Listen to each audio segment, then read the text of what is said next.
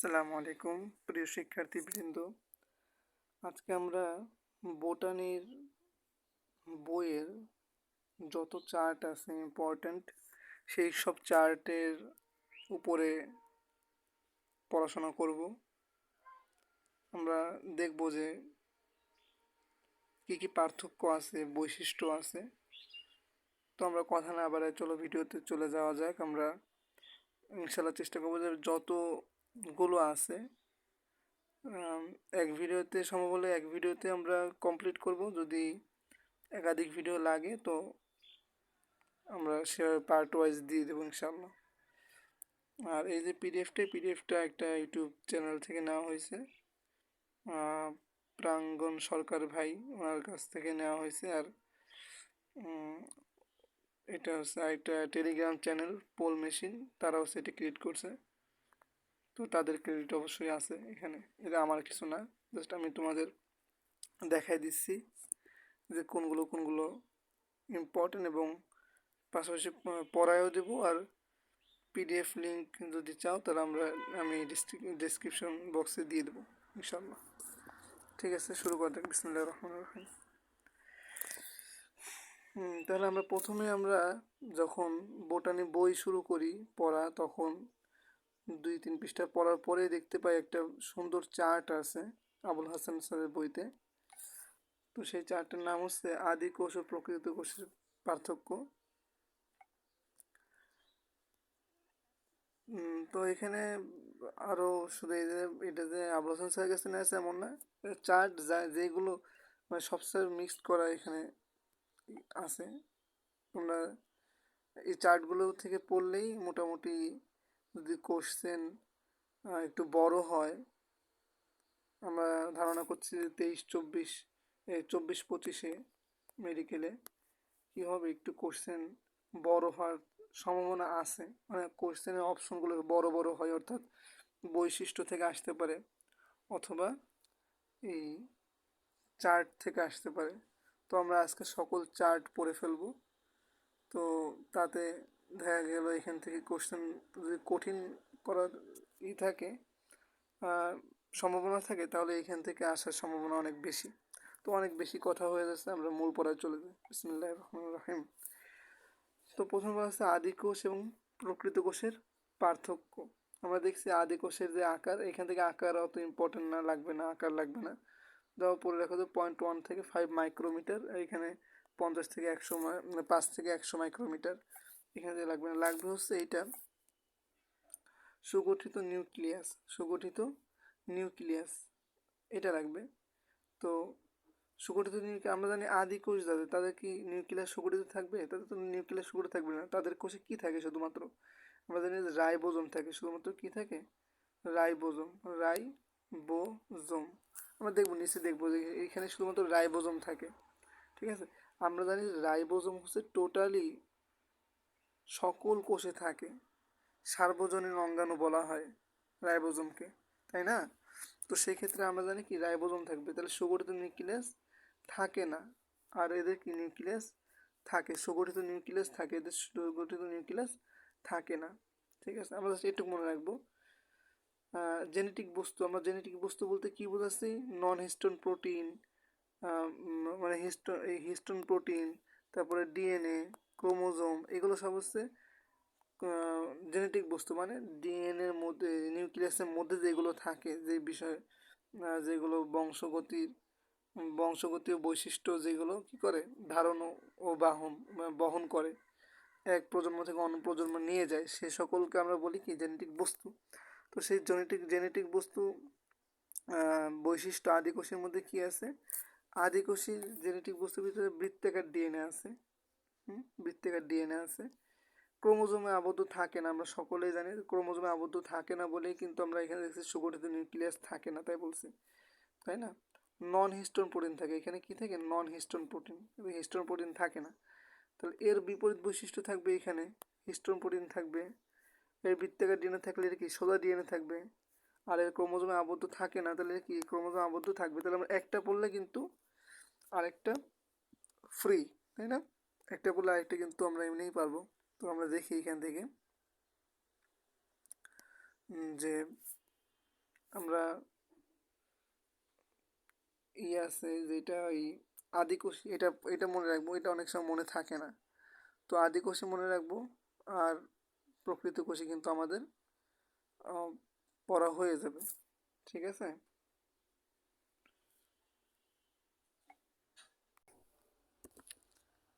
ঠিক আছে, তাহলে আমরা এখন দেখি আদিকোষীতে কি আছে। আবরণ বেষ্টিত অঙ্গাণু যেগুলা, এখানে কোনো প্রকার অঙ্গাণু আবরণ বেষ্টিত না, তাহলে এইগুলো সবই অঙ্গাণু কি আবরণ বেষ্টিত। এবার রাইবোজোমে আমরা জানি দুই ধরনের রাইবোজোম আছে, 70S এবং 80S। তো 70S এর ক্ষেত্রে আমাদের দুইটা সাব ইউনিট আছে, একটা হচ্ছে 50 ভেদবার্গ, একটা হচ্ছে 30 ভেদবার্গ। আর 80তে আছে হচ্ছে 60 ভেদবার্গ এবং 40 ভেদবার্গ। ঠিক আছে, মানে দুইটা তলানি পড়ে, এরকম তলানি পড়ে দুইটা দুইটা অংশ, একটা 80, একটা একটা 80, আর একটা 60, এরকম দুটো এই পার্থক্য আছে, দুইটা তলানি পড়ে এরকম। এর ভিতরে আরও সাব ইউনিট পাওয়া যায়, কিন্তু মনে রাখতে হবে যে আদিকোষের রাইবোজোম হচ্ছে 70S, এটা আসবে। তার 80S হচ্ছে প্রকৃত কোষের। ঠিক আছে। এবার কোষ কঙ্কাল, আদিকোষিতে আবার কিসের কঙ্কাল থাকবে, কোনো কঙ্কাল নেই, এর কঙ্কাল থাকে, এটা লাগবে না, লাগবে কি অপেরণ। এটা এটা খুবই খুবই খুব ইম্পর্টেন্ট, যে অপেরণ।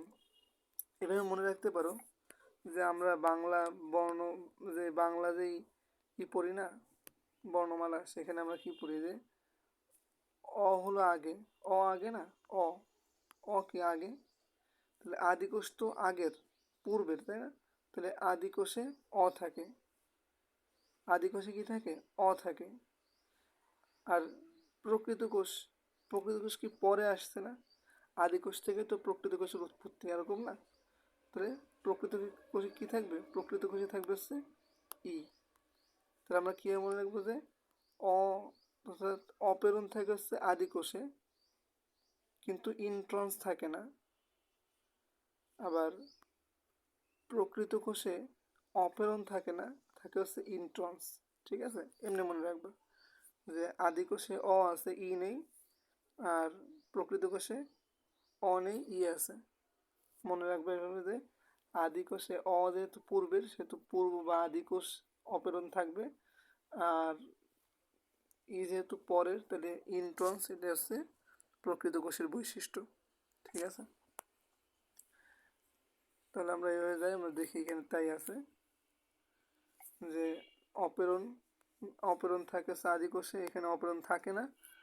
আর এই ইন্ট্রন্সের ক্ষেত্রে, ইন্ট্রন্সের ক্ষেত্রে কি দেখবা যে ইন্ট্রন্স থাকে না, আবার এদের ইন্ট্রন্স থাকে।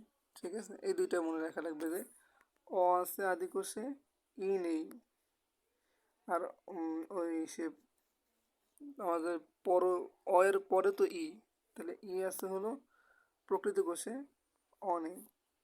যেভাবে বললাম প্রথমে, ওইটা মনে রাখলে হচ্ছে, তাহলে প্যাচ লাগবে না।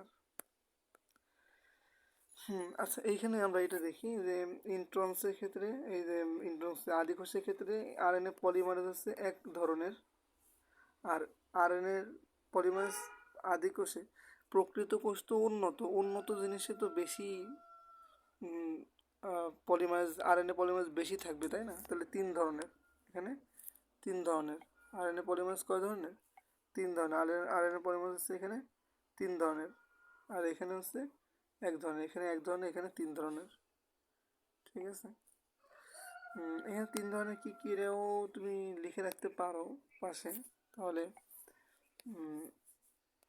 সুবিধা হয়।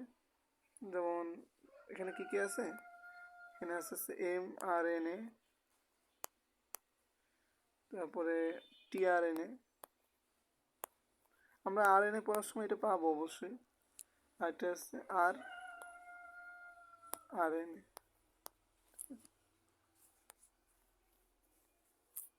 এই তিনটা হচ্ছে আরএনএ পলিমারেজ, প্রকৃত কোষী, প্রকৃত কোষের আরএনএ পলিমারেজ এটা। ঠিক আছে,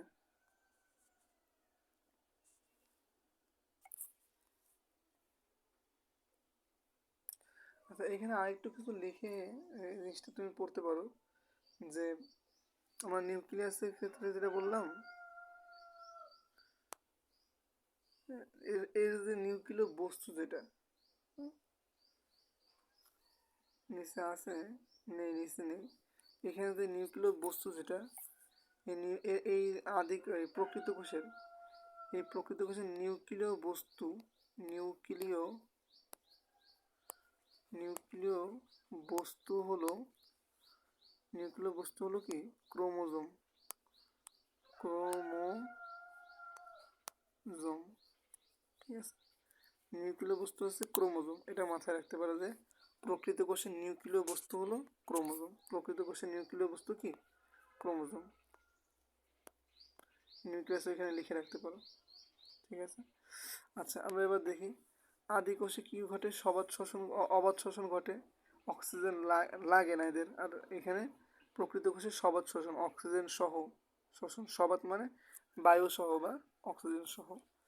প্রোটিন সংশ্লেষণের ক্ষেত্রে প্রোটিন সংশ্লেষ মানে কিন্তু তৈরি, আর এই শব্দটা কঠিন লাগে অনেক সময় অনেকের কাছে, তো এটা তুমি সংশ্লেষ না বলে তৈরি বললে পড়তেও সুবিধা হবে এবং বিষয়টা সহজেই বোধগম্য হবে। তো সংশ্লেষ যেই জিনিসটা, প্রোটিন তৈরি ক্ষেত্রে কি হয়, ট্রান্সক্রিপশনের সাথে সাথে শুরু হয়, সময় নেয় না। আদি কোষে সময় নেয় না, ওরা দ্রুত শুরু করে, আর ধীরে শুরু করে, অনেক দেরিতে শুরু করে কি ট্রান্সলেশন প্রক্রিয়ার পর ট্রান্সক্রিপশনের ক্ষেত্রে এরা অনেক দেরি করে, কারণ প্রকৃত কোষীরা, ঠিক আছে। কোষ বিভাজন আমরা জানি অ্যামাইটোসিস, ওই যে ডাম্বেল আকৃতির তৈরি হয়, এরকম ডাম্বেল তৈরি হয়, ঠিক আছে। তো মাঝখান দিয়ে ভাগ হয়ে গিয়ে দুইটা তৈরি হয়, অপত্য কোষ ডটার সেল তৈরি হয়। আর প্রকৃত কোষের ক্ষেত্রে মাইটোসিস ও মিওসিসের জটিল প্রক্রিয়া হয়, তাই না। আমরা জানি যে মাইটোসিস কি হয় 2n থেকে 2n, আর মিওসিসের ক্ষেত্রে 2n থেকে n তৈরি হয়, তাই না। যাতে কি হয় 2n থেকে n তৈরি হওয়ার ফলে মাতৃকোষের যে বৈশিষ্ট্য এটা বজায় থাকে। আচ্ছা, এই গেল হচ্ছে প্রথম যে বৈশিষ্ট্য ওইটা। তো আমরা এখান থেকে কি কি মনে রাখবো, আমি রিক্যাপ করি। তো আমরা এখান থেকে মনে রাখবো, এখান থেকে মনে রাখবো সেইটা সুগঠিত নিউক্লিয়াস, লাল কালিয়ে ভালো লাগতেছিল সম্ভবত,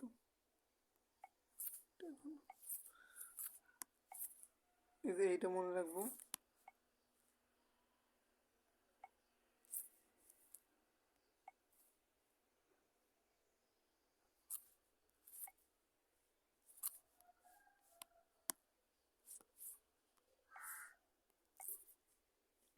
এটা এর কি আছে, নিউক্লিয়াস সুগঠিত থাকে না, এর সুগঠিত নিউক্লিয়াস থাকে। জেনেটিক বস্তু নন স্টোন প্রোটিনযুক্ত, স্টোন প্রোটিনযুক্ত, বৃত্তাকার ডিএনএ থাকে, এটা কিন্তু ইম্পর্টেন্ট, অনেক সময় ভুলে যায় মানুষ। বৃত্তাকার ডিএনএ থাকে, এর থাকে সোজা ডিএনএ, এটা মনে রাখতে হবে। রাইবোজোম হচ্ছে 70S, এর হচ্ছে 80S। অপেরন থাকে কি থাকে না, অপেরন আদি কোষে থাকে, প্রকৃত কোষে থাকে না। ইন্ট্রন্স প্রকৃত কোষে থাকে, আদি কোষে থাকে না। আর আরএনএ পলিমারেজ হচ্ছে এক ধরনের, এর হলো তিন ধরনের,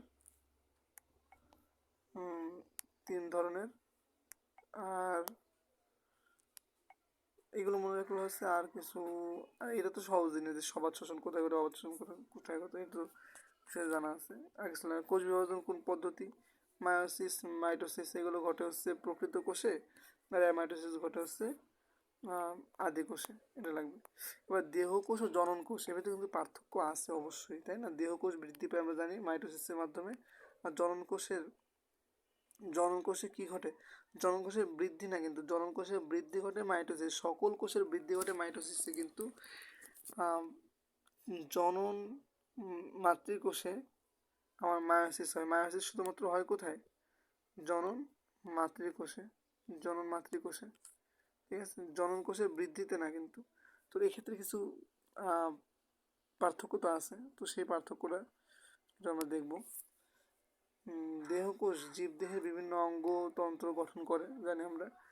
জনন কোষ জীবের যৌন জননে অংশগ্রহণ করে। এগুলো সহজে এগুলো লাগবে না, এটা লাগবে। ডিপ্লয়েড, দেহকোষে ডিপ্লয়েড সংখ্যক মানে 2n ক্রোমোজোম বা দ্বিপ্রস্থ ক্রোমোজোম, আর এটা হচ্ছে একপ্রস্থ ক্রোমোজোম বা হ্যাপ্লয়েড সংখ্যক ক্রোমোজোম থাকে জনন কোষে। দেহকোষ বংশগত তথ্য পরবর্তী বংশধরে সঞ্চারিত হয় না, কারণ এখানে তো আর আমার ক্রোমোজোম ওই বংশগতীয় বৈশিষ্ট্য ধারণ করতেছে না। জনন কোষেই তো আমাদের শুক্রাণু ডিম্বাণু মিলিত হয়, গ্যামেট তৈরি হয়, তাই না? জাইগোট সৃষ্টি হয়, পরবর্তীতে পরবর্তীতে ডটার সেল তৈরি হয়। তো এইভাবেই তো আমাদের বংশগতীয় ধারা অব্যাহত থাকে। তো সেই ক্ষেত্রে আমরা কি বলবো, জনন কোষের মাধ্যমে বংশধরে বংশগতীয় তথ্য সঞ্চারিত হয়। ঠিক আছে। মাইটোসিস পদ্ধতিতে নতুন দেহকোষ সৃষ্টি হয়, আর মিওসিস হয়। আমরা জানি, আমরা আগেই বলছি প্রথমে যে জনন কোষে মিওসিস ঘটে, এখানে কি হয়, জনন কোষ সৃষ্টি হয়। দেহকোষে যদি মিউটেশন ঘটে, সেটা তো আমার বংশগতীয় বৈশিষ্ট্য আকারে পরবর্তী প্রজন্ম যায় না, কিন্তু জনন কোষে যদি মিউটেশন ঘটে, কারণ জনন কোষে যা ঘটবে সেইটাই তো পরবর্তী বংশধর পাবে, তাই না? তো যদি মিউটেশন ঘটে, তাহলে সেক্ষেত্রে সেটা পরবর্তী সন্তানে বা পরবর্তী প্রজন্মে সেটা সঞ্চারিত হয়। ঠিক আছে। আর এইটা কিন্তু গত বছরও 23-24 সম্ভবত আসছিল এটা, যে দেহকোষ বিভিন্ন কোষে বিভেদিত হতে পারে। এটা কিন্তু তুমি এসে পাবা না হাসান স্যারের বইতে, এরকম তথ্য পাবা না। ঠিক আছে, হাসান স্যারের বইতে কিন্তু এই দেহকোষ জনন কোষ এই পার্থক্যটা ভিতরে এই কথাটা সম্ভবত নেই, যে দেহের বিভিন্ন কোষে বিভেদিত মানে দেহের বিভিন্ন কোষে পরিণত হতে পারে, বিভাজিত হতে পারে, এটা মনে রাখবা, বিভেদিত হতে পারে, খুবই ইম্পর্টেন্ট। ঠিক আছে। আর জনন কোষ দেহের বিভিন্ন কোষে বিভেদিত হতে পারে না। তো এই গেল এইখান থেকে কি মনে রাখা লাগবে, আমি আবার রিক্যাপচুলেশন করে দিই। এখান থেকে পড়তে হবে হলো ডিপ্লয়েড ক্রোমোজোম থাকে, এখানে হ্যাপ্লয়েড ক্রোমোজোম থাকে, এখানে মাইটোসিস পদ্ধতি ঘটে, এখানে মিওসিস ঘটে। বংশগত তথ্য সঞ্চারিত হয় না, আর বংশগত তথ্য সঞ্চারিত হয়, বিভাজিত হতে পারে দেহকোষ বিভিন্ন কোষে, আর এরা হলো বিভাজিত হতে পারে না। এই কয়টা কথা মানে এক সাইড মনে রাখবা, দেহকোষ মনে রাখলে জনকোষ তার বিপরীত, এটা হচ্ছে। এবার হচ্ছে গুরুত্বপূর্ণ চার্ট, এটা হাসান স্যারের বইতে আছে এবং এই চার্ট থেকে খুব বেশি আসে কোশ্চেন। এই চার্ট থেকে একটা জিনিসই পড়ার আগে, সেটা হলো এটা হচ্ছে উদ্ভিদ কোষের একটা, আমরা দেখি উদ্ভিদ কোষে কি আছে। জড় বস্তু আছে, প্রোটোপ্লাজম থাকা মানে সজীব বস্তু। প্রোটোপ্লাজম মানে হচ্ছে জীবনের ভৌত ভিত্তি। আমরা জানি যে প্রোটোপ্লাজম হচ্ছে জীবনের ভৌত ভিত্তি বলা হয়। তো সেই ক্ষেত্রে আমরা এখানে কি বলবো, যে জড়বস্তু এবং জড়বস্তু থেকে কিছু বিষয় আছে যেগুলো সাইটোপ্লাজমের ভিতরে জমা হয়, তাই না? সঞ্চিত বস্তু আছে কিছু, এর মধ্যে খরিত বস্তু আছে, বর্জ্য বস্তু আছে। এখান থেকে কিচ্ছু লাগবে না, কি লাগবে, লাগবে হলো এইটা, যে সাইটোপ্লাজম থেকে কোন কোন বস্তু খরিত হয়, এনজাইম, রঞ্জক, নেকটার। এনজাইম, রঞ্জক, নেকটার। আমরা এটাকে সুন্দরভাবে একটু মনে রাখার একটা ট্যাকটিক্স বলো বা ট্রিক্স যেটা বলো, তাই হচ্ছে এনজাইম, রঞ্জক মানে হচ্ছে পিগমেন্ট, আর নেকটার তো ওই যে মধু যেটা, ওইটাও কিন্তু এক ধরনের নেকটার। ঠিক আছে, আমরা নির্যাস বলি যেটা। ঠিক আছে, এইটা তো মনে রাখার কীভাবে মনে রাখতে পারি, যে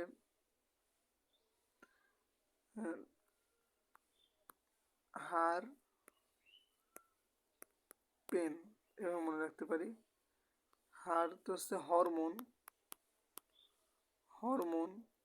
ঠিক আছে, হরমোন। পিতে হলো এইটা, আর ইতে তো আমরা দেখছি এনজাইম, আর এনে হচ্ছে নেকটার। বোঝা গেল? তবে এখানে দিছে হচ্ছে এনজাইম রঞ্জকের নেকটার দিছে, আমাদের দেয়নি যে হরমোনটা এখানে দেয় নাই। তো হরমোন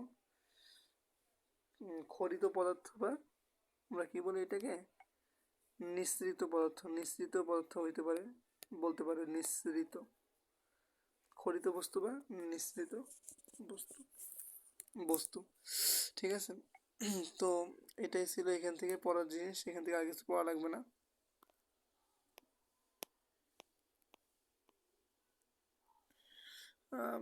এখান থেকে এটা দেখতে পারো, এখান থেকে এটা দেখা যায় যে কোনটা কি, যদিও অনেক লেস ইম্পর্টেন্ট। যে আমরা এখানে দেখছি যে কোনটা কত সেন্টিমিটার সাইজ, যেটা এখান থেকে কি ইম্পর্টেন্ট, এখান থেকে কিছু অ্যাংস্ট্রম, অ্যাংস্ট্রমটা ইম্পর্টেন্ট হতে পারে, যে ইলেকট্রন অনুবীক্ষণের যন্ত্রের এক্স রে বিভেদন লেখছে, বিভে বিভেদন দেখা যায় এমন রাসায়নিক অণু হচ্ছে অ্যাংস্ট্রম। অ্যাংস্ট্রম মানে হচ্ছে কি 1 × 10⁻10, তাই না? এই আর কি, -10 হোক, 0.1 ন্যানোমিটার।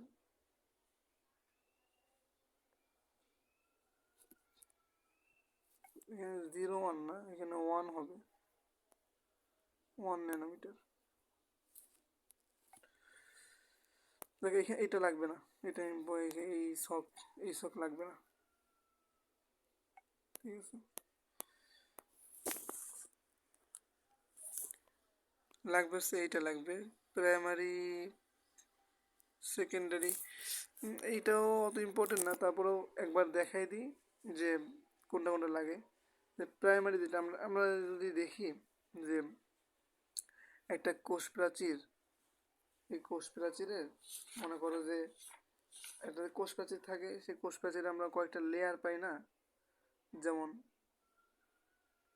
এখানে প্রথমে একটা লেয়ার থাকে, এরপরে 3টা লেয়ার থাকে, হুম। আমরা এটা একটু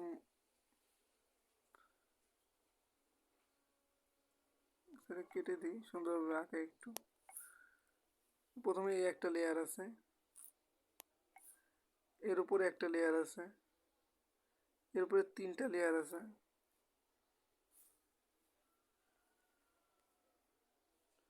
তো এই যে 3টা লেয়ার, এই 3টা লেয়ারকে আমরা বলতেছি হচ্ছে সেকেন্ডারি প্রাচীর, কি বলি সেকেন্ডারি। এই যেই প্রাচীরটা এটা হচ্ছে প্রাইমারি, আর একেবারে এই যে প্রাচীরটা এটা হচ্ছে মানে মধ্য পর্দা, কি বলে আমরা এটাকে, মধ্য পর্দা। তো প্রাইমারি কোষ প্রাচীর যেটা থাকে এটা হচ্ছে মধ্য পর্দার একেবারে উপরের, মানে একেবারে পরের যে লেয়ার ওইটাই প্রাইমারি কোষ প্রাচীর।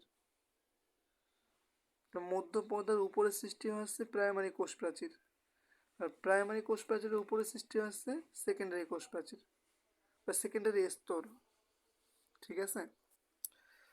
আর এখানে আরেকটা বিষয় আছে, যে কূপ এলাকা, মনে করো এখান থেকে আরেকটা শুরু হয়েছে, কিন্তু এই মাঝখানে যে ফাঁকা জায়গাটা আছে, এই মাঝখানে যে ফাঁকা জায়গাটা, এই যে আমি যদি অন্যভাবে একটু দেখাই, এভাবে দেখার সুবিধা হয়।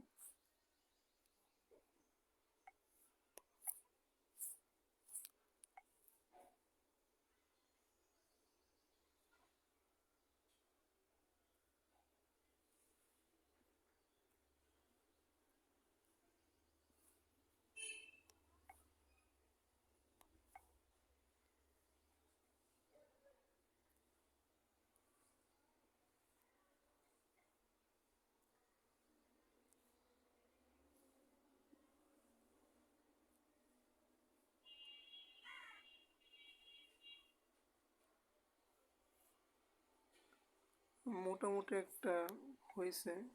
এখানে এটা দিয়ে দিই, একটু বড় করলে ভালো হয়।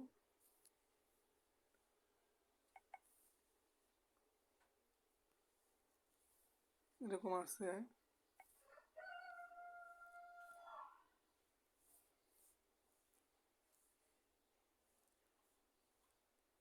এরকম আছে, ঠিক আছে। তো আমরা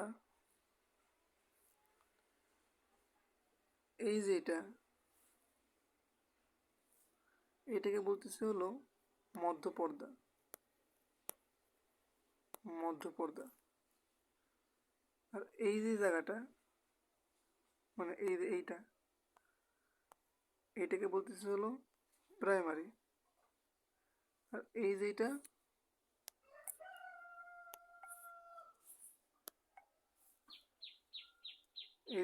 এটাকে বলছে যে সেকেন্ডারি। এখন এই যে দুইটা স্তর, সেকেন্ডারি কিন্তু তিনটা স্তর নিয়ে গঠিত। সেকেন্ডারি তিনটা স্তর নিয়ে গঠিত, প্রাইমারি একটা স্তর, আর মধ্যপর্দা তো একটাই, ঠিক আছে। তো এই যে ফাঁকা জায়গাটা, এই ফাঁকা জায়গাটাকে আমরা বলেছি পিট। কি বলি? পিট বলি, পিট। যেহেতু এই পাশে ওরকম থাকে, এই পাশে ওরকম থাকে, এই দুইটা ফাঁকা জায়গা মিলে আমরা যেহেতু দুইটা, তাহলে পিট পেয়ার বা জোড়া। পিট পেয়ার বা জোড়া, বোঝা গেছে। আর এখানে পড়লেই বুঝতে পারবো। আচ্ছা, তো আমরা এখন দেখি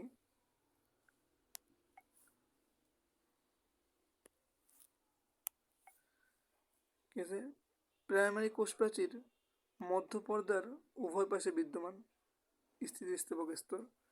আর সেকেন্ডারি আছে প্রাইমারি প্রাচীরের উপরে সৃষ্ট, আমরা জানি। সেকেন্ডারিতে কোনো কূপ এলাকা থাকার সুযোগ নেই, কিন্তু প্রাইমারি ক্ষেত্রেও কোনো সুযোগ নেই। কেন নাই? কারণ এখানে তো কূপ এলাকা হচ্ছে যেখানে কোনো প্রকার প্রাচীর বা স্তর থাকবে না, সেটা হচ্ছে কূপ এলাকা, যেখানে ফাঁকা থাকবে।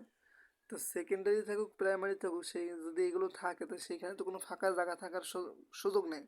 তো সেই জন্য সেখানে কোনো কূপ এলাকা থাকে না, ঠিক আছে। প্রাইমারি কোষ প্রাচীরে আমরা জানি যে সিজিপি থাকে। কি থাকে? সিজিপি। সিজিপি সিজিপি দিয়ে তৈরি। সিজিপি দিয়ে সেলুলোজ, গ্লাইকোপ্রোটিন, পেকটিন দিয়ে তৈরি। এটা মনে রাখা যায়, অত ইম্পর্টেন্ট না। তারপর মনে রাখতে আমরা এখানে ট্রিক্স দিই কি যে সিজিপি দিয়ে গঠিত। আর সেকেন্ডারি হচ্ছে সেলুলোজ, কিউটিন, সুবেরিন, পেকটিন, অনেক বেশি জিনিস দিয়ে গঠিত। কারণ সেকেন্ডারি কিন্তু তিন স্তর, তিন তিন লেভেল, ঠিক আছে, তিন স্তরে। এটি এক থেকে আমরা এটা দেখছি যে 1 থেকে 3 মাইক্রো পুরো স্তর, আর এটা হচ্ছে 5 থেকে 10 পুরো মাইক্রো স্তর। এখানে এইগুলো কিছু লাগবে না, এটা লাগবে যে একটা কোষ তৈরি হওয়ার পরপরই তো নতুন কোষে কি হয়, প্রাইমারি কোষ থাকে। কিন্তু একটা কোষ অনেক দিন ধরে স্থায়ী হয়ে গেলে সেইখানে নেই দ্বিতীয় স্তর, অর্থাৎ সেকেন্ডারি স্তর জমা হয়। এইটা লাগবে, সেকেন্ডারি স্তরে স্থায়ী কোষে থাকে। সেকেন্ডারি স্তর কোথায় থাকে? স্থায়ী কোষে, সেকেন্ডারি রেস, এবং এইটারও স্থায়ী কোষের রেস। এমনি মনে রাখি তুমি ধারণা, স্বচ্ছ ধারণা তো রাখাই যায়, তাই না? যেহেতু একটা কোষ যদি কেবল বিভাজিত হয়েছে, তো সেই ক্ষেত্রে কি হবে, নতুন কোষেই তো প্রাইমারি লেভেল থাকবে। কিন্তু যখন কোষটা আস্তে আস্তে স্থায়ী হবে, তখন তো এর উপর আরও স্তর জমা হবে, আরও স্তর জমা হবে, তখন না সেকেন্ডারি স্তর তৈরি হবে। তাহলে স্থায়ী কোষের সেকেন্ডারি স্তর থাকে, স্থায়ী কোষের সেকেন্ডারি স্তর থাকে, কিন্তু অপেক্ষাকৃত নতুন কোষের হচ্ছে প্রাইমারি স্তর থাকে। এই জিনিসটা মনে রাখলে আর কিছু লাগবে না। কোষ প্রাচীর ও কোষ ঝিল্লি দুইটা কিন্তু আলাদা। কোষ প্রাচীর কিন্তু স্বতন্ত্র বৈশিষ্ট্যকার উদ্ভিদের, আর কোষ ঝিল্লি উদ্ভিদ প্রাণী দুইটাই থাকে, ঠিক আছে, দুইটাই থাকে। কোষঝিল্লি আলাদাভাবে প্রাণীর বলা যায় না, কিন্তু উদ্ভিদের স্বতন্ত্র বৈশিষ্ট্য হচ্ছে কোষ প্রাচীর। তো আমরা দেখি কোষ প্রাচীর কেবল, কোষ প্রাচীর একটা অজীব বস্তু, সেলুলোজ থাকে। আমরা জানি না সেলুলোজ তো একটা অজীব বস্তু, তাই না? কেবলমাত্র উদ্ভিদ কোষে থাকে। আর কোষঝিল্লি বা প্লাজমা মেমব্রেন সেটা হচ্ছে কি সজীব কোষ, উদ্ভিদ কোষ প্রাণী কোষ দুইটাই থাকে। মধ্য ল্যামিলা প্রাইমারি ও সেকেন্ডারি স্তর নিয়ে গঠিত, লিপিড ও প্রোটিন নিয়ে গঠিত। আমরা জানি কোষঝিল্লির কিছু প্লাজমা মেমব্রেনের বিভিন্ন মতবাদ, বিভিন্ন হাইপোথিসিস ইতিমধ্যেই আছে, তাই না? মাইস বার্গ মতবাদ যেটা আছে, তারপরে নিকলসন সিঙ্গার নিকলসন যেই ফ্লুইড মোজাইক মডেল আছে, বিভিন্ন মডেল আছে, তো সেখানে লিপিড ও প্রোটিনের বিষয়ে আমরা দেখছি। তো আমরা এটা মনে রাখবো যে কোষঝিল্লি লিপিড ও প্রোটিন দিয়ে গঠিত। ঠিক আছে, তো এখান থেকে এত কিছু লাগবে না, লাগবে হচ্ছে এইটা যে কোষঝিল্লি সর্বদা অর্ধভেদ্য, কোষ প্রাচীর সর্বদা ভেদ্য প্রাথমিক অবস্থায়। এটা মনে রাখা লাগবে, কি বললাম যে কোষঝিল্লি অর্ধভেদ্য, এটা মনে রাখা লাগবে, আর কিছু মনে রাখা লাগবে না এখান থেকে।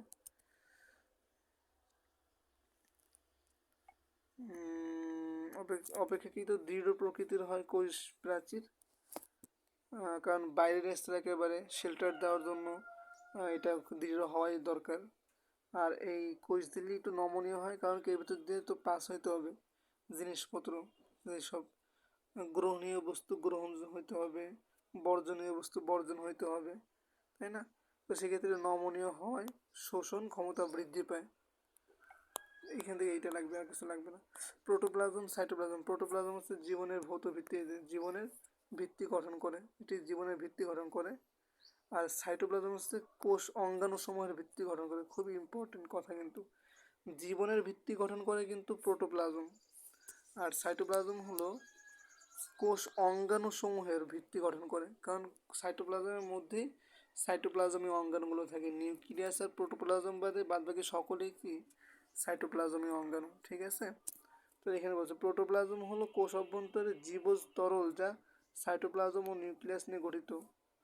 এটা হচ্ছে টোটালটা প্রোটোপ্লাজম সাইটোপ্লাজম নিউক্লিয়াস সব, কিন্তু সাইটোপ্লাজম শুধুমাত্র নিউক্লিয়াস ব্যতীত প্রোটোপ্লাজমের বাকি যে অংশগুলো অর্ধতরল, অর্থাৎ যে ভিতরে সাইটোম্যাট্রিক্স আমরা দেখছি না আগে, তো এখানে পড়ি নাই, তাও কিন্তু এই সাইটোম্যাট্রিক্স থাকে এর ভিতরে। দেখো সাইটোপ্লাজমের মধ্যে সাইটোম্যাট্রিক্স থাকে, এই সাইটোম্যাট্রিক্সের মধ্যেই কিন্তু কোষীয় অঙ্গাণুগুলো থাকে, ঠিক আছে? নিউক্লিয়াস বাদে, নিউক্লিয়াস কিন্তু কিন্তু কোষীয় অঙ্গাণু, কিন্তু সাইটোপ্লাজমীয় অঙ্গাণু না, ঠিক আছে? আচ্ছা, সামনে আগাই। তো এখান থেকে মনে রাখা লাগবে জাস্ট একটা কথা, কি কথা মনে রাখা লাগবে, যে প্রোটোপ্লাজমে জীবনের ভৌত ভিত্তি গঠন করে, আর এর কোষাঙ্গন সমূহের ভিত্তি গঠন করে, এটা মনে রাখা লাগবে।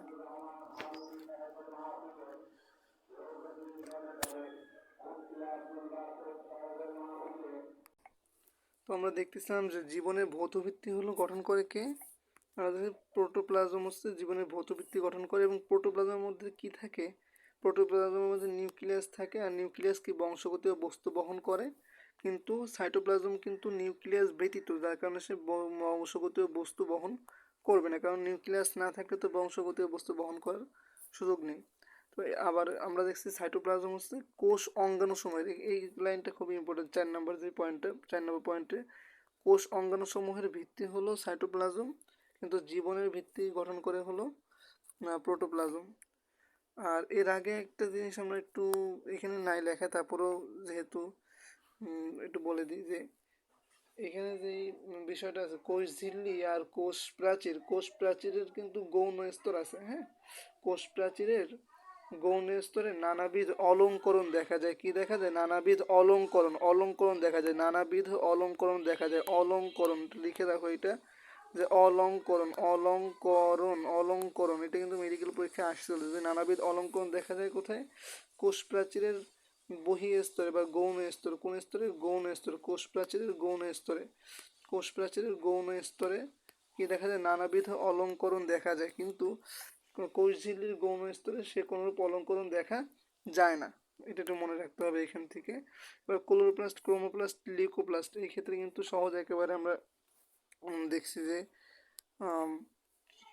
ক্লোরোপ্লাস্ট হচ্ছে কি শুধু সবুজ বর্ণের প্লাস্টিক ধারণ করে, ক্রোমোপ্লাস্ট কিন্তু সবুজ ব্যতীত অন্যান্য বর্ণের প্লাস্টিক ধারণ করে, এবং লিউকোপ্লাস্ট হচ্ছে বর্ণহীন। লিউকোপ্লাস্ট অনেক সময় ক্লোরোপ্লাস্ট হয়ে যায় বা ক্রোমোপ্লাস্ট হতে পারে যখন এটা কি বলবে আলোর এসে আসবে। আমরা দেখছি যে কোনো একটা ঘাস যদি ইট দিয়ে চাপা রেখে দেওয়া হয়, তো সেখানে সাদা বর্ণ হয়ে যায়, লিউকোপ্লাস্ট হয়ে যায়। তখন যখন এই ইট সরিয়ে ফেলা হয়, তখন সূর্যের আলো পতিত হলে সেখানে ক্লোরোপ্লাস্ট বা সবুজ ঘাস তৈরি হয়।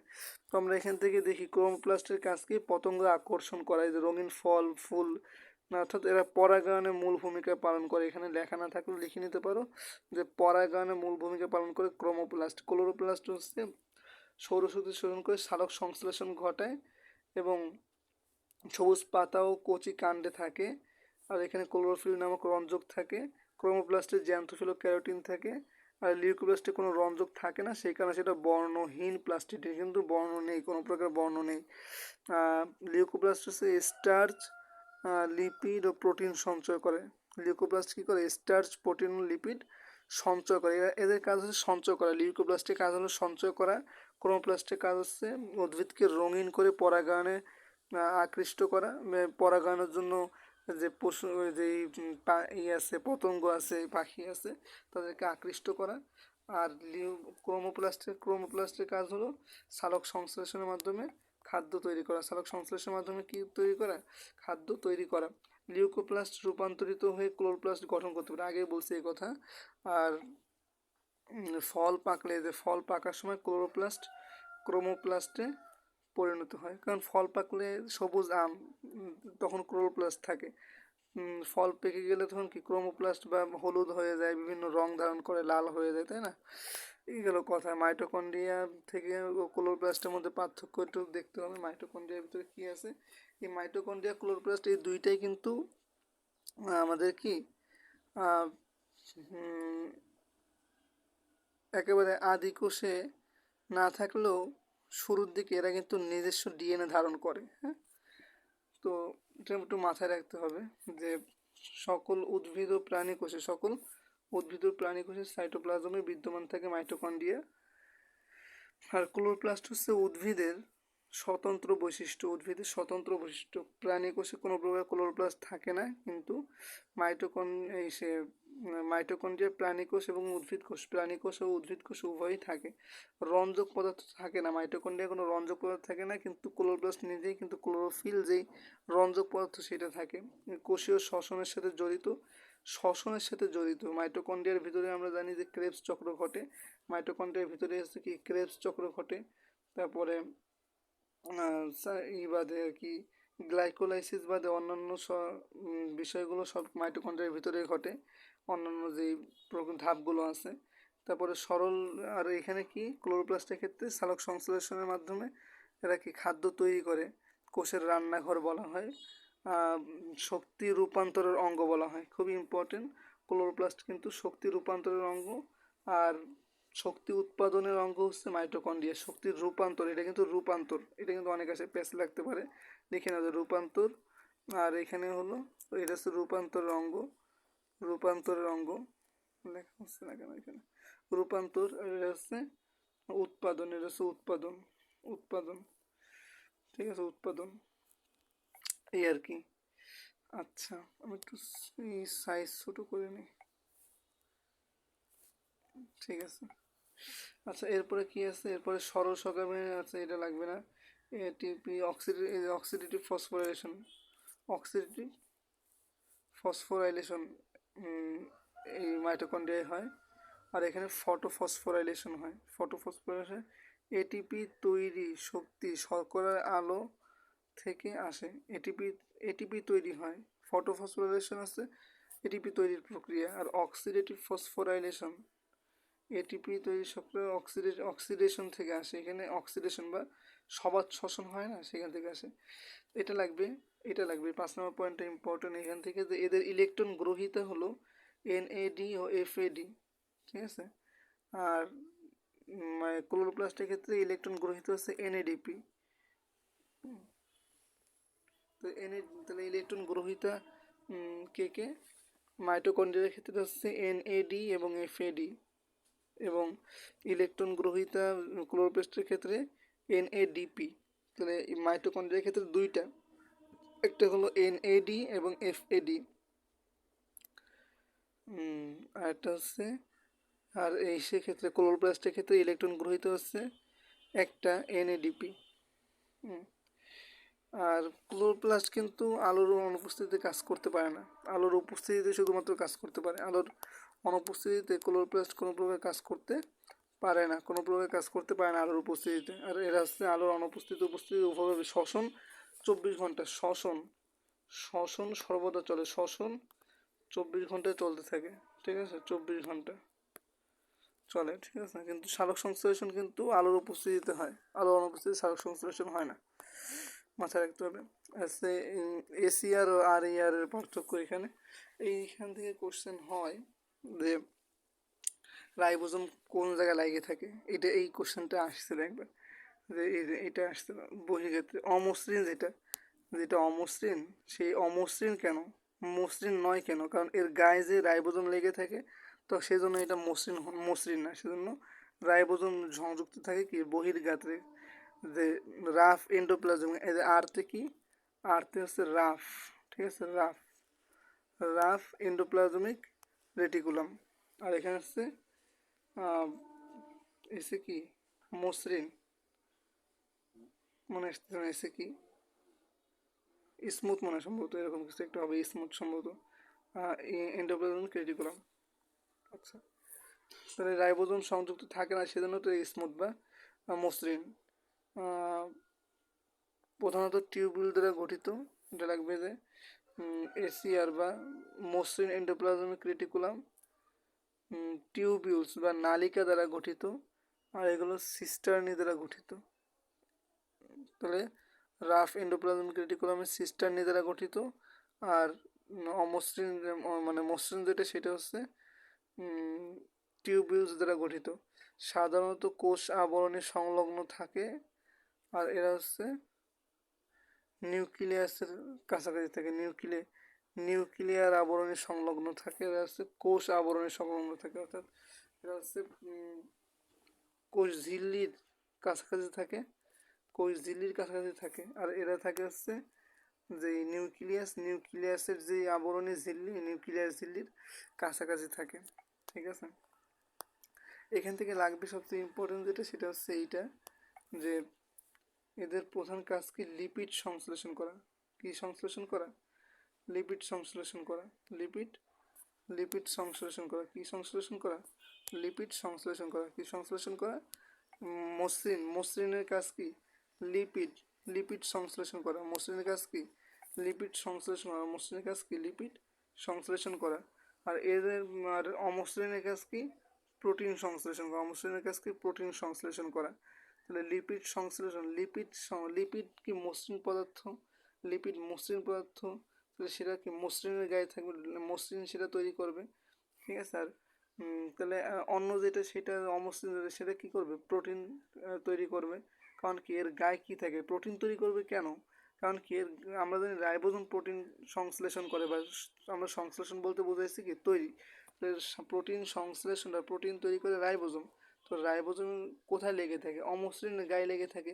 তো অমসৃণের গায়ে যদি রাইবোজোম লেগে থাকে, তো অমসৃণের গায়ে রাইবোজোম লেগে থাকার মানেই তো প্রোটিন তৈরি করবে, কারণ এখানে রাইবোজোম আছে। আর যেহেতু মসৃণের রাইবোজোম নাই, তো সেই জন্য এরা কী তৈরি করবে? লিপিড তৈরি করবে।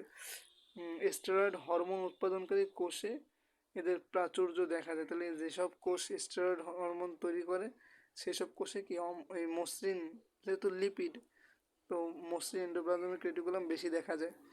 আর এনজাইম উৎপাদনকারী, আমরা জানি যে এনজাইমকে এক প্রকার প্রোটিন, এনজাইম বলো, হরমোন বলো, সবই এক প্রকার কি প্রোটিন। তো এই এনজাইম যেই গঠন করে এনজাইম, এই এনজাইম উৎপাদনকারী কোষে এদের কি বেশি দেখা যায় প্রাচুর্য বেশি, আর স্টেরয়েড তৈরি করে যারা তাদের বেশি দেখা যায়, সেখানে বেশি মসৃণ দেখা যায়, মসৃণ এন্ডোপ্লাজমিক রেটিকুলাম দেখা যায়। ঠিক আছে। আর আমরা জানি যে পেশি সংকোচনের সময় এরা ক্যালসিয়াম মুক্তকরণে সহায়তা করে। কারা? মসৃণ যারা, তারা হচ্ছে ক্যালসিয়াম মুক্ত করে, মসৃণ মুক্ত করে কি ক্যালসিয়াম, ক্যালসিয়াম মুক্ত করে কারা? মসৃণ যারা, মসৃণ যারা তারা ক্যালসিয়াম মুক্ত করে, মসৃণ, মসৃণ মুক্ত করে, মসৃণ মুক্ত করে কি মসৃণ মুক্ত করে, মসৃণ যারা তারা হচ্ছে ক্যালসিয়াম মুক্ত করে।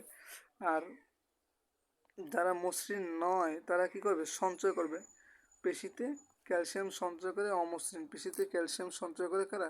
অমসৃণ। তো আমরা এখান থেকে কয়টা জিনিস পড়বো, বিশেষ করে আমরা পড়বো কি এখান থেকে পড়তে হবে তিনটা জিনিস পড়বো আমরা।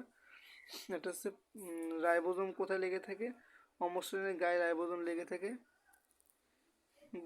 বহির্গাত্রে লেগে থাকে এটা। আর মসৃণ যেটা, মসৃণ কি করে? লিপিড সংশ্লেষণ করে। আর অমসৃণ কি করে? অমসৃণ হচ্ছে প্রোটিন তৈরি করে, প্রোটিন তৈরি করে, কারণ এর গায়ে কি লেগে আছে? রাইবোজোম লেগে আছে। আর মসৃণ মুক্ত করে ক্যালসিয়াম, ক্যালসিয়াম মুক্ত করে মসৃণ, ক্যালসিয়াম মুক্ত করে মসৃণ। আর অমসৃণ যে সে আছে সঞ্চয় করে। এগুলো হচ্ছে এখান থেকে পড়া লাগবে। ঠিক আছে, তো আমরা সামনে আগাই।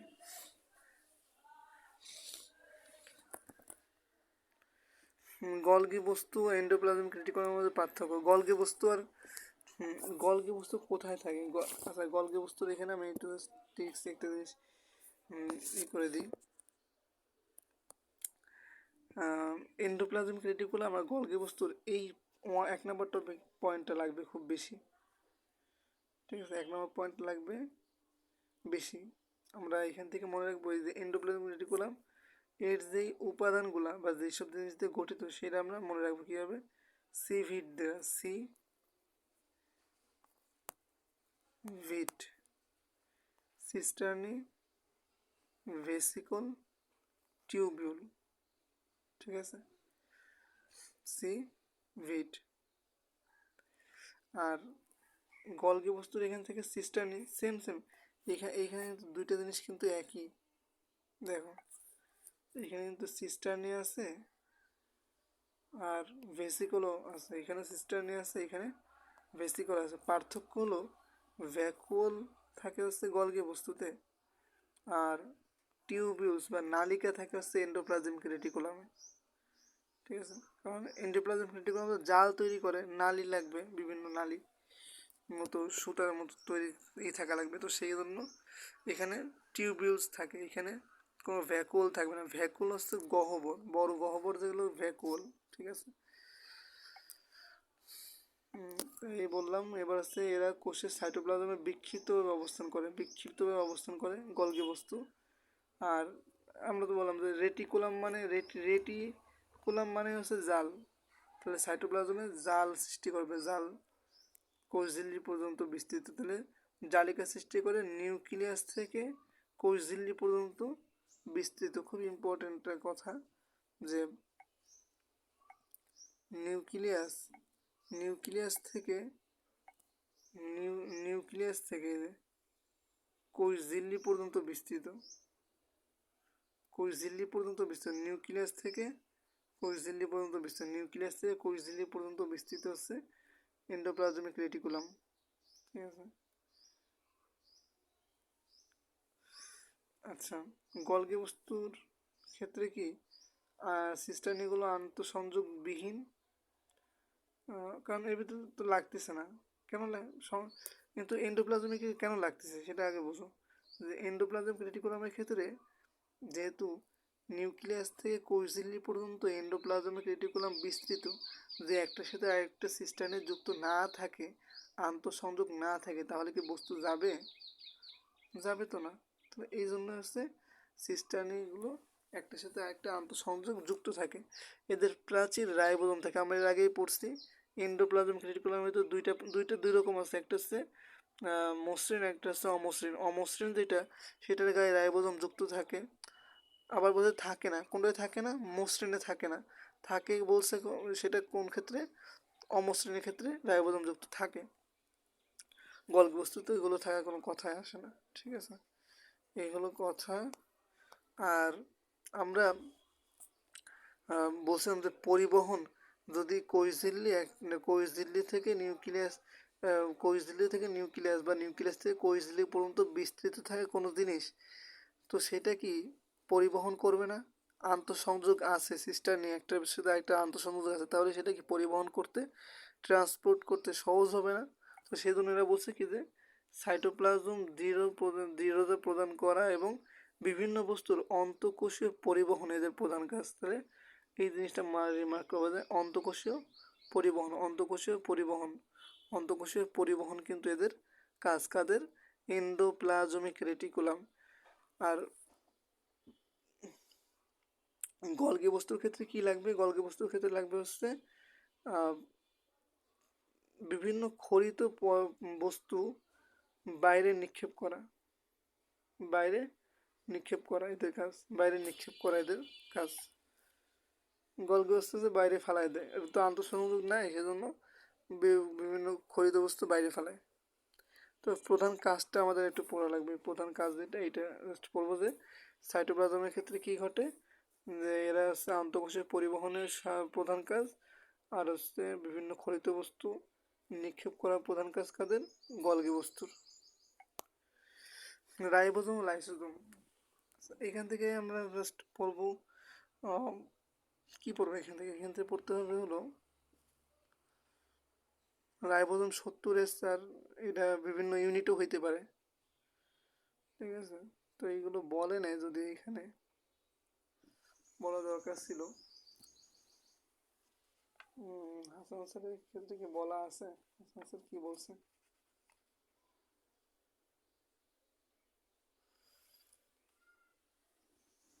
আচ্ছা, আমরা দেখি রাইবোজোমের ক্ষেত্রে এখানে রাইবোজোমের ক্ষেত্রে কি বলছে, উদ্ভিদ কোষ, প্রাণী কোষ ও ব্যাকটেরিয়ায় রাইবোজোম, আমরা এটা আগেই বলে আসছি যে রাইবোজোম সব জায়গায় থাকে। রাইবোজোম উদ্ভিদ কোষ, প্রাণী কোষ, ব্যাকটেরিয়া সব জায়গায় রাইবোজোম। সকল কোষে সার্বজনীন অঙ্গাণু হচ্ছে রাইবোজোম, এটাও লিখে রাখতে পারো যে সার্বজনীন অঙ্গাণু রাইবোজোম। এটা কোনো আবরণী দিয়ে আবৃত নয়, আছে ইউনিট মেমব্রেন দ্বারা। ইউনিট মেমব্রেন মানে হচ্ছে কি একক পর্দা, ইউনিট মানে হচ্ছে একক, মেমব্রেন মানে পর্দা। ইউনিট মেমব্রেন মানে হচ্ছে একক পর্দা দিয়ে আবৃত থাকে না। আর লাইসোজোমের ক্ষেত্রে বলছে কি যে এটাও একক পর্দা দ্বারা আবৃত থাকে না, লাইসোজোমও কি একক পর্দা দ্বারা আবৃত থাকে না, মানে হচ্ছে আবরণী নাই এদের, তাই আর কি। আর লাইসোজোম হচ্ছে প্রাণী কোষের স্বতন্ত্র বৈশিষ্ট্য। লাইসোজোম কিন্তু শুধুমাত্র প্রাণী কোষে পাওয়া যায়, উদ্ভিদ কোষে পাওয়া যায় না।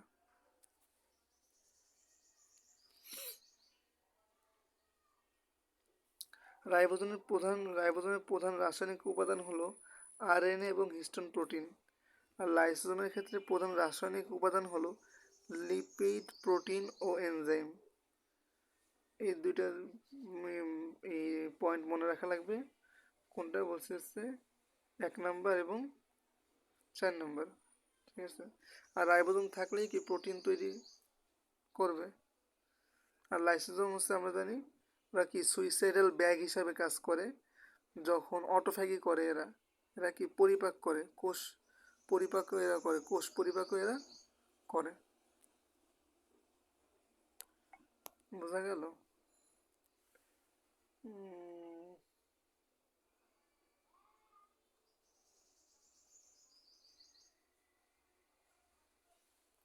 আচ্ছা, এরপর আমরা দেখি নিউক্লিয়াস ও নিউক্লিওলাস।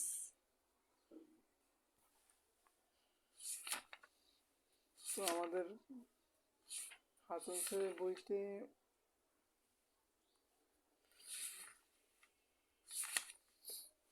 আছে অনেক, তো আমরা এখান থেকে পড়ি, দেখি কী কী বলা আছে। সবই সহজ, এগুলো সবই সহজ। দেখো, নিউক্লিয়াস বলা হয়েছে কি যে এটি একটি বৃহদাকার আকৃতির কোষীয় গঠন। নিউক্লিওলাস হচ্ছে নিউক্লিয়াসের মধ্যে থাকে, এজন্য ক্ষুদ্রাকৃতির নিউক্লিয় গঠন। এটা বৃহৎ আকৃতির কেন? এটা হচ্ছে নিউক্লিয়াসটা হচ্ছে বড়, আর নিউক্লিওলাস ছোট, তাই না? নিউক্লিয়াস হচ্ছে সাইটোপ্লাজমে অবস্থান করে, আর নিউক্লিয়াস নিউক্লিওপ্লাজমের মধ্যে অবস্থান করে। নিউক্লিওপ্লাজম হচ্ছে নিউক্লিয়াসের মধ্যে যে থাকা যে তরল, ওই তরলকে আমরা বলি কি নিউক্লিওপ্লাজম, যে থকথকে ম্যাট্রিক্স জেলির নেয়, সেটাকে আমরা বলি কি নিউক্লিওপ্লাজম। এই নিউক্লিওপ্লাজমের মধ্যে নিউক্লিওলাস থাকে, ঠিক আছে। এরপরে বলা হয়েছে কি যে আরএনএ ও প্রোটিন সংশ্লেষণে অংশগ্রহণ করে নিউক্লিওলাস। এটা কিন্তু ইম্পর্টেন্ট, যে আরএনএ ও প্রোটিন নিউক্লিয়াসের মধ্যেও আরএনএ ও প্রোটিন তৈরি হয়, কে করে? নিউক্লিওলাস করে, ঠিক আছে। আর নিউক্লিওলাসে তো ক্রোমোজোম থাকবে না। নিউক্লিওলাসে কেন ক্রোমোজোম থাকবে না? কারণ আমরা জানি যে যে সুতার মতো ক্রোমাটিন তন্তু নিউক্লিয়াসের মধ্যে, সেইটাই হচ্ছে ক্রোমোজোম থাকে, কিন্তু নিউক্লিওলাসে কোনো ক্রোমোজোম থাকে না। এখানে আরএনএ ও এখানে হচ্ছে আরএনএ ও প্রোটিন তৈরি অংশগ্রহণ করে ওইটা, ঠিক আছে। আর যেহেতু ক্রোমোজোম থাকে না, সেহেতু জীবের বংশগত বৈশিষ্ট্য বহন করে না, কিন্তু নিউক্লিয়াস এগুলো সবই করে। নিউক্লিয়াস কিন্তু দ্বিস্তরী ঝিল্লি দ্বারা আবদ্ধ, এই জিনিসটা মাথায় রাখা লাগবে, ঠিক আছে। এই আর কি। সাইটোপ্লাজম ও নিউক্লিওপ্লাজম। সাইটোপ্লাজম কি? সাইটোপ্লাজমের মধ্যে থাকা অর্ধতরল, বা আমরা ধাত্র বা ম্যাট্রিক্স বলতে পারি, সাইটোম্যাট্রিক্স বলে আসছে ওইগুলো। আর নিউক্লিওপ্লাজম তো বললাম যে নিউক্লিয়াসের মধ্যে থাকা হচ্ছে অর্ধতরল বা ম্যাট্রিক্স। সাইটোপ্লাজম হচ্ছে কোষ আবরণ দ্বারা আবৃত থাকে। নিউক্লিওপ্লাজম হচ্ছে নিউক্লিওপ্লাজম কী দিয়ে তৈরি? নিউক্লিওপ্লাজম কীভাবে থাকে? নিউক্লিওপ্লাজম থাকে হলো কোষ আবরণ থাকে হচ্ছে সাইটোপ্লাজম, আর নিউক্লিওপ্লাজম হচ্ছে নিউক্লিয়ার আবরণ দ্বারা। আমার নিউক্লিয়ার আবরণ পড়ছে হচ্ছে দ্বিস্তরী, জেলির মতো, এটা হচ্ছে জেলির মতো, এইসব কিছুই লাগবে না। সাইটোপ্লাজম প্রোক্যারিওটিক ইউক্যারিওটিক কোষে পাওয়া যায়, অর্থাৎ আদি কোষ এবং প্রকৃতি কোষ দুইটাই পাওয়া যায় সাইটোপ্লাজম। কারণ আমরা জানি যে আদি কোষে যেই নিউক্লিয়াস থাকে, এই নিউক্লিয়াসটা তো আর আবরণ বা ঝিল্লি দ্বারা আবদ্ধ থাকে না। নিউক্লিয়াসে যে বস্তুগুলো থাকে সেগুলো কোষের সাইটোপ্লাজমের বিভিন্ন জায়গায় ছড়ানো থাকে, কিন্তু নিউক্লিওপ্লাজমের ক্ষেত্রে নিউক্লিয়ার আবরণ দ্বারা আবৃত থাকে, এবং এটা শুধুমাত্র নিউক্লিয়াস, সুগঠিত নিউক্লিয়াস যেখানে থাকে সেই জায়গার বৈশিষ্ট্য, ঠিক আছে। এবং আমরা জানি সুগঠিত নিউক্লিয়াস থাকে হচ্ছে ইউক্যারিওটিক কোষ বা প্রকৃত কোষে। বোঝা গেল? আচ্ছা, এখানে আর কি পড়া লাগবে এখান থেকে? যে কোষীয় অঙ্গাণু, কোষীয় বস্তু বিদ্যমান জানি, নিউক্লিওলাস ও ক্রোমাটিন বিদ্যমান। এখানে কোষীয় অঙ্গাণু ও কোষীয় বস্তু বলতে কি বোঝাচ্ছে? কোষীয় অঙ্গাণু হচ্ছে বিভিন্ন রাইবোজোম, তারপরে নিউক্লিওলাস, বিভিন্ন আর কি বস্তু যেগুলো আছে সেগুলো হচ্ছে কোষীয় অঙ্গাণু। আর কোষীয় বস্তু বিভিন্ন যে খরিত বস্তু থাকে সেগুলোও থাকে, অর্থাৎ আদি কোষের বৈশিষ্ট্য। কিন্তু যেটা হচ্ছে নিউক্লিওপ্লাজম, যেটা আদি কোষ বলতেছি, এখানে একটু ভুল হয়েছে, আমরা কারেকশন করে নিই। কোষীয় অঙ্গাণু আর কোষীয় বস্তু এইগুলো হচ্ছে সাইটোপ্লাজমে থাকে, ঠিক আছে। সাইটোপ্লাজমের মধ্যে বিভিন্ন সাইটোপ্লাজমে অঙ্গাণু থাকে না, বিভিন্ন বস্তু যেগুলো খরিত হয় সেগুলো এখানে থাকে, কোষ গহ্বরের ভিতরে আমরা জমা হয় জানি। কিন্তু নিউক্লিওপ্লাজম যেটা, সেটা নিউক্লিয়াসের ভেতরের জিনিস।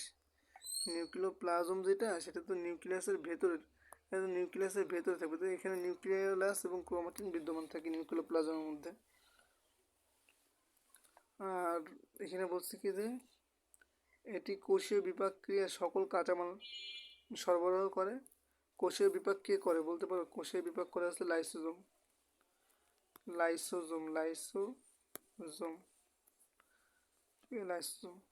আর নিউক্লিওপ্লাজম ডিএনএ তৈরির কাঁচামাল সরবরাহ করে, কারণ নিউক্লিওপ্লাজমের মধ্যে থাকে হচ্ছে ক্রোমাটিনের মধ্যে থাকে হচ্ছে ক্রোমাটিন হচ্ছে ডিএনএ থাকে ক্রোমাটিনের মধ্যে।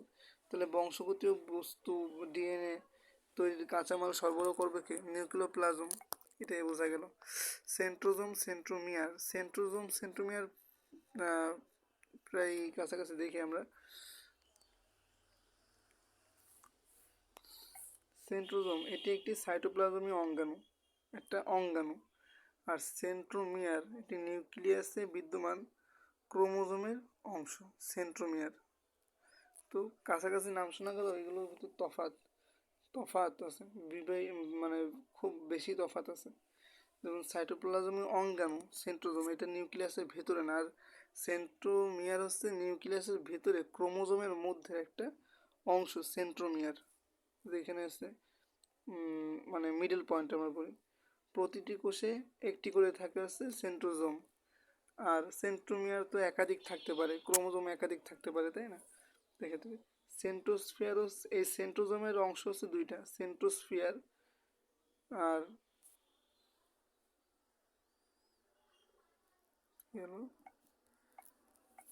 সেন্ট্রোস্ফিয়ার এবং সেন্ট্রিওল। আর সেন্ট্রোমিয়ার তো এসব থাকার কোনো কথাই নেই। উচ্চ শ্রেণীর উদ্ভিদ কোষে থাকে। আর এইটা তো মানে যেহেতু ক্রোমোজোমের অংশ, ক্রোমোজোম তো সব জায়গায় থাকে, সকল উদ্ভিদ প্রাণী কোষে ক্রোমোজোমে থাকে সেন্ট্রোমিয়ার। ঠিক আছে। রাসায়নিক উপাদান হচ্ছে প্রোটিন।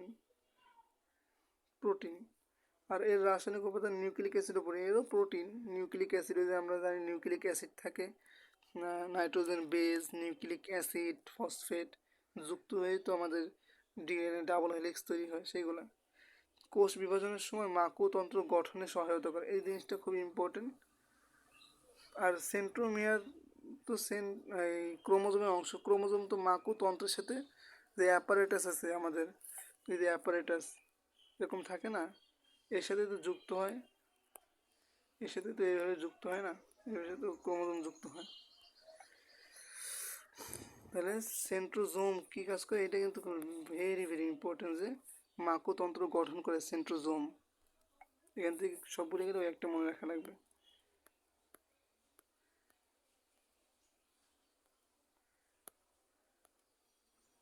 বেশি নাই, অল্প আছে।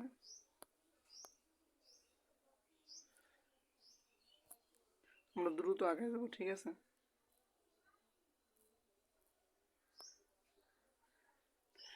আচ্ছা, সেন্ট্রোজোম ও ক্রোমোমিয়ার, প্যাচ লাগানো যাবে না দুইটি।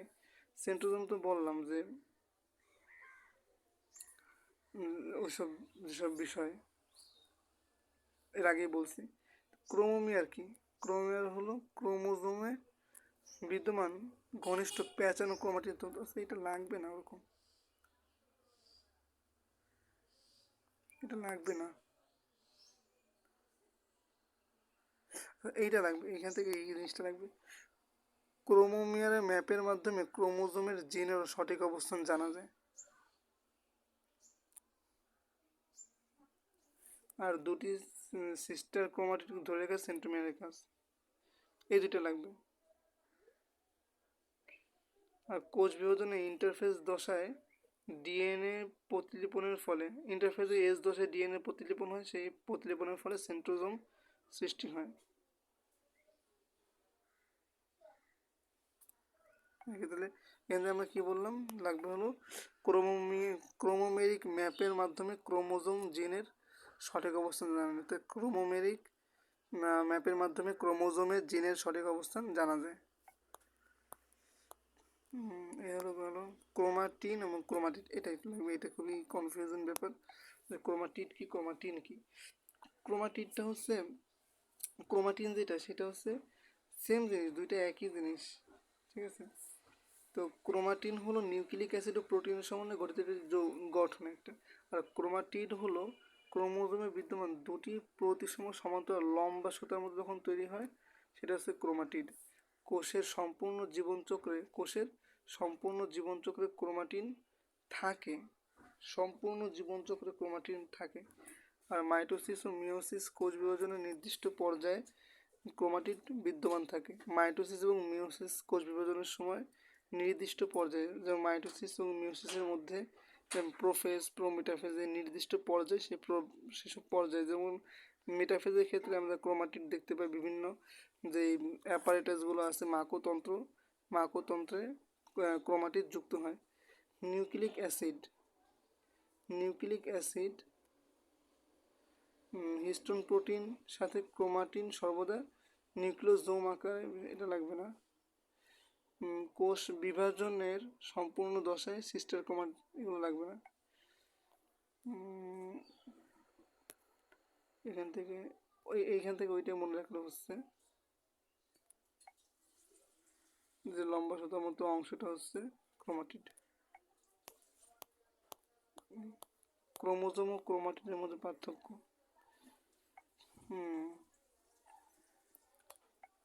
ক্রোমোজোম জীবের বংশগতীয় বস্তু ডিএনএ ধারণ করে ও বহন করে, আর ক্রোমাটিড কোষ বিভাজনের মাধ্যমে অপত্য কোষ সৃষ্টিতে সহায়তা করে। ক্রোমাটিড কোষ বিভাজনের মাধ্যমে অপত্য কোষ সৃষ্টিতে সহায়তা করে। কোষের সম্পূর্ণ জীবনচক্রে ক্রোমোজোম বিদ্যমান থাকে, তার ফলে আমরা কি জানি ক্রোমাটিনও বিদ্যমান থাকে। আর ক্রোমাটিড আমরা আগে বলছি যে ক্রোমাটিড হচ্ছে কেবল কোষ বিভাজনের সময় ক্রোমাটিড হয়। কোষ বিভাজনের সময় ক্রোমোজোম যেরকম কোষ জীবনচক্রে সম্পূর্ণ জীবনচক্রে থাকে, ক্রোমাটিড কিন্তু সেরকম থাকে না। ক্রোমোজোম আর ক্রোমাটিন সেম, ক্রোমাটিড হলো আলাদা, অর্থাৎ নির্দিষ্ট সময় থাকে এটা। জীবের ক্রোমোজোমগুলো একে অপরের হুবহু অনুলিপি নয়, আর সিস্টার ক্রোমাটিডগুলো একে অপরের হুবহু অনুলিপি। প্রায় সকল ক্রোমোজোমেই সেন্ট্রোমিয়ার থাকে, আর সিস্টার ক্রোমাটিডে সেন্ট্রোমিয়ার থাকে। তাহলে সিস্টার ক্রোমাটিডে শুধুমাত্র সেন্ট্রোমিয়ার থাকে, সব ক্রোমাটিডে সেন্ট্রোমিয়ার থাকে না, কিন্তু সকল ক্রোমোজোমেই সেন্ট্রোমিয়ার থাকে। ম্যাক্রোমলিকুল তৈরির সময় ডিএনএ ব্যবহৃত হয়। ম্যাক্রোমলিকুল তৈরির সময় ডিএনএ ব্যবহৃত হয়। ক্রোমোজোমের ম্যাক্রোমলিকুল তৈরির সময় ডিএনএ ব্যবহৃত হয়, আর ক্রোমাটিডের ম্যাক্রোমলিকুল তৈরির সময় ডিএনএ ব্যবহৃত হয় না। এটা রেপ্লিজম বা রেপ্লিকেশন, এখান থেকে যেসব এনজাইমগুলো আছে এই উপাদান বা এনজাইমগুলো লাগবে, যে কোনটা কি কাজ করে। ডিএনএ হেলিকেজ থাকলে আমরা জানি যে বন্ধন ভাঙার কাজ করে, প্যাচ খুলে দেয়, বন্ধন ভাঙার কাজ। হেলিকেজ রেপ্লিকেশন ফর্কে হাইড্রোজেন বন্ধন ভেঙে ডিএনএ ডাবল হেলিক্সের প্যাচ খুলে দেয় হচ্ছে ডিএনএ হেলিকেজ। ডিএনএ রেপ্লিকেশনে বন্ধন ভেঙে ডিএনএ ডবল হেলিক্সের প্যাচ খুলে দেয়। ডিএনএ পলিমারেজ কিন্তু এখানে প্রধান এনজাইম। এরা হচ্ছে 5 প্রান্ত থেকে 3 প্রান্তের দিকে পরিপূরক শিকল গঠন করে প্রুফ রিডিং করে। তাহলে প্রুফ রিডিং করে কারা? DNA polymerase. এবার হচ্ছে ডিএনএ ক্ল্যাম্প, এটি ডিএনএ পলিমারেজকে ডিএনএর মাতৃ শিকল দীর্ঘকরণে বাধা দেয়। ঠিক আছে, এটা লাগবে না। এসএসবিপি ডিএনএ অণুর একক শিকলে যুক্ত হয় যাতে এরা পুনরায় দ্বিতন্ত্রী অবস্থায় ফিরে না যায়, সেজন্য এসএসবিপি কি ওই দ্বিতন্ত্রী যেই অবস্থায় ফিরে না যায় সে কারণে ডিএনএ অণুর শিকলে যুক্ত হয়। টপো আইসোমারেজ পেঁচানো অবস্থা থেকে মুক্ত করে। ডিএনএ অণুকে অতিমাত্রায় পেঁচানো অবস্থা থেকে মুক্ত করে। গাইরেজ ডিএনএ অণুর প্রতিলিপনের শেষে সুপার কয়েল সৃষ্টি করে। তাহলে সুপার কয়েল সৃষ্টি করে হচ্ছে গাইরেজ। ডিএনএ লাইগেজ মানে হচ্ছে যুক্ত করা। তাহলে ওকাজাকি খণ্ডকে পরিপূরক শিকলে যুক্ত করে হচ্ছে ডিএনএ লাইগেজ।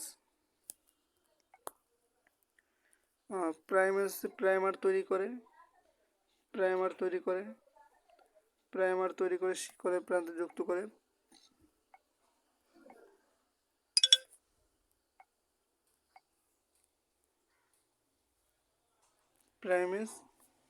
ডিএনএ প্রাইমারকে শিকলের প্রান্তে যুক্ত করে।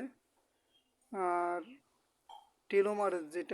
টেলোমারেজটা হলো টেলোমেরিক ডিএনএর সাথে নিউক্লিওটাইড অণু যুক্ত করে উহাকে দীর্ঘ করে। এক্সোনিউক্লিয়াস শিকল থেকে প্রাইমারগুলো অপসারণ করে, আর নিউক্লিয়াস সেটা হচ্ছে পরিপূরক শিকলগুলোর ভুল নিউক্লিওটাইড অপসারণ করে, ভুল ভুল নিউক্লিওটাইড হচ্ছে ছড়িয়ে দেয়। নিউক্লিয়াস যেটা সে হচ্ছে পরিপূরক যদি সে ডিএনএ শিকল তৈরি হয় সেখানে যত ভুল থাকে সেই ভুল নিউক্লিওটাইডগুলোকে সরিয়ে ফেলে।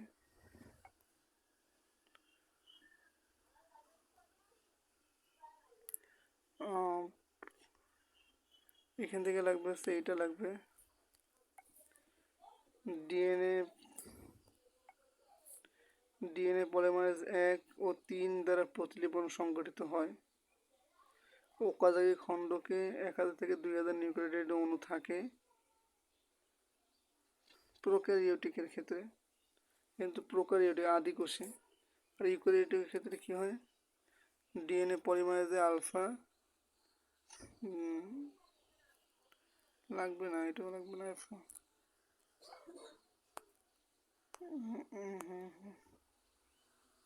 এটা লাগবে।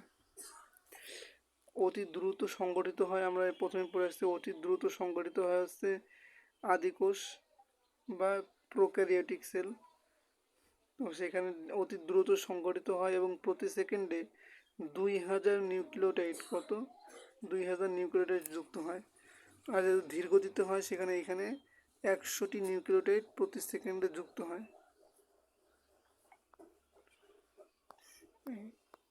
সব থেকে ইম্পর্টেন্ট হলো এই চার্টটা।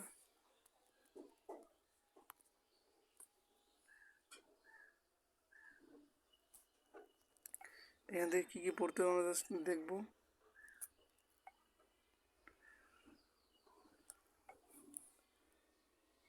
নিউক্লিয়াসের সৃষ্টি হয় এমআরএনএ, টিআরএনএ সাইটোপ্লাজমের সৃষ্টি হয়, আরআরএনএ রাইবোজোমের সৃষ্টি হয়। এই তিনটার অবস্থান জানতে হবে। প্রোটিন তৈরির সাট হিসেবে কাজ করে, আর টিআরএনএ হচ্ছে ট্রান্সফার আরএনএ, তো সে কারণে রাইবোজোম বহন, এই যে অ্যাসিড বহন করে রাইবোজোমে নিয়ে যায়, ট্রান্স ট্রান্স মানে এক জায়গা থেকে অন্য জায়গায় নিয়ে যায়। আর আরআরএনএ হচ্ছে রাইবোজোমাল আরএনএ, এটা হচ্ছে ওই এমআরএনএ যে সংকেত পাঠায় সেই সংকেত অনুযায়ী সে রাইবোজোম বা অনুযায়ী প্রোটিন তৈরি করে। এখানে এমআরএনএ এরা ট্রান্সলেশন প্রক্রিয়ার জন্য কোডন বহন করে। কোডন আছে না, যে AUG, UCC এগুলো বহন করে। অ্যামাইনো অ্যাসিডের জন্য টিআরএনএতে অ্যান্টিকোডন বহন করে, এর ইম্পর্টেন্ট পরীক্ষা আসছে যে অ্যান্টিকোডন বহন করে কোন আরএনএ, টিআরএনএ অ্যান্টিকোডন বহন করে। আর এগুলোতে কোনো কোডন বা অ্যান্টিকোডন থাকে না। এগুলো লাগবে এখান থেকে। আরএনএর কাজে বলা হয়েছে যে রাইবোনিউক্লিক অ্যাসিড বা আরএনএ প্রধানত নিউক্লিক অ্যাসিড গঠিত জৈব যৌগ, যা নিউক্লিক অ্যাসিডের জৈব যৌগ, আমরা গঠন দেখলে বুঝবো, যা কোষে বিভিন্ন ধরনের গুরুত্বপূর্ণ কাজ জড়িত। আমরা জানি সব ক্রোমোজোমেই মানে সব প্রাণীতেই, সব কোষেই আরএনএ আছে, বিভিন্ন কাজ করে। আমরা প্রথমে ডিএনএ থেকে ট্রান্সলেশন প্রক্রিয়ায় প্রোটিন তৈরি করে, প্রোটিন তৈরি প্রক্রিয়ায় ধারক ও বাহক হিসেবে কাজ করে। হচ্ছে টিআরএনএ, প্রোটিন সংশ্লেষণ করে হচ্ছে আরআরএনএ। ঠিক আছে, ডিএনএ এবং রাইবোজোমের মধ্যে বার্তাবহ মেসেঞ্জার, তাহলে এমআরএনএ বার্তাবহর কাজ করে। সকল জীবকোষে বংশগতীয় তথ্য পরিবহন করে রাইবোজোম, এই আর টিআরএনএ। তারপর রাইবোজোমকে সঠিক অ্যামাইনো অ্যাসিড পছন্দ করার সহযোগিতা করে, যাতে নতুন নতুন প্রোটিন তৈরি করে। আচ্ছা, এখান থেকে লাগবে না, এইটা হচ্ছে 7 ইম্পর্টেন্ট। কী কী পড়তে হবে, ডিএনএ সংজ্ঞা আমরা জানি, ডিএনএ ডিঅক্সিরাইবোনিউক্লিক, যার 2 নম্বর কার্বনে কি থাকে না, ওএইচ থাকে না। আচ্ছা, আর এইটা হচ্ছে রাইবোনিউক্লিক অ্যাসিড। আচ্ছা, এটা ডিএনএর হেলিক্স জিওমেট্রি বিটা ধরনের, এটা আরএনএর হেলিক্স হচ্ছে আলফা ধরনের, মানে এক, এটা হচ্ছে দুই। ডিএনএ হচ্ছে ডবল হেলিক্স, এটা হচ্ছে মানে একক হেলিক্স না আলফা, মনে রাখা যায়। এটা লাগবে। অতি বেগুনি রশ্মির প্রভাবে ডিএনএ খুব সহজেই ধ্বংস হয়, কিন্তু এরা হচ্ছে ধ্বংস হয় না। অতি বেগুনি রশ্মির প্রভাবে এরা ধ্বংস হয় না, ঠিক আছে।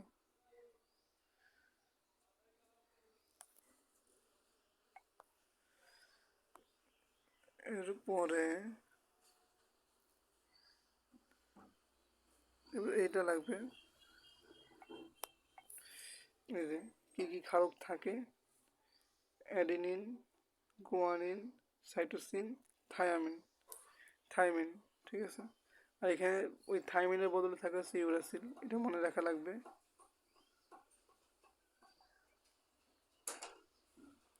আর ডিএনএতে ছোট খাঁজ থাকে, আরএনএতে বড় খাঁজ থাকে, বাস।